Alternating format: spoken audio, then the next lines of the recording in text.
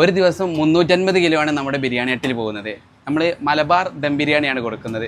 120 രൂപയാണ് നമ്മുടെ ബിരിയാണിക്ക് വരുന്നത്. അൺലിമിറ്റഡ് റൈസ് ആണ്. തിരുവനന്തപുരത്ത് ഇത്രയും കിലോ ബിരിയാണി പോകുന്ന വേറൊരു ഷോപ്പില്ല. ഒരു ദിവസം 350 കിലോ ബിരിയാണി പോകുന്ന കടകൾ തിരുവനന്തപുരത്ത് വേറെ ഇല്ലെന്ന് തന്നെ പറയാം. ആൾക്കാരുടെ നല്ല തിരക്കാണ് കേട്ടോ ഇവരുടെ ബിരിയാണി കഴിക്കാൻ വേണ്ടിയിട്ട്. സീറ്റ് കിട്ടാതെ വെയിറ്റ് ചെയ്ത് നിൽക്കുന്നവർ വരെ ഉണ്ട്. 2 പീസ് ചിക്കനും സലാഡും അച്ചാറുമാണ് ഇവരുടെ ബിരിയാണിയിൽ വരുന്നത്. ചിക്കന്റെ പീസ് എടുത്ത് ബിരിയാണിയോടൊപ്പം ഒന്ന് കഴിച്ചു നോക്കി കേട്ടോ. കിടിലം ബിരിയാണി ആയിരുന്നു. വളരെ വ്യത്യസ്തമായ മസാലയാണ് ഇവരുടെ ഈ മലബാർ ദം ബിരിയാണിയിൽ വരുന്നത്. ഇവരുടെ ഈ മസാലയാണ് ബിരിയാണിയുടെ രുചിയെ വ്യത്യസ്തമാക്കുന്നതും. പിന്നെ അൺലിമിറ്റഡ് റൈസ് ആണ്. നമുക്ക് എത്ര വേണമെങ്കിലും വയറ് നിറച്ച് കഴിക്കാൻ കേട്ടോ. ഒരു ചെമ്പ് തീർന്നാല് അടുത്ത ചെമ്പ് വന്നുകൊണ്ടിരിക്കുകയാണ്.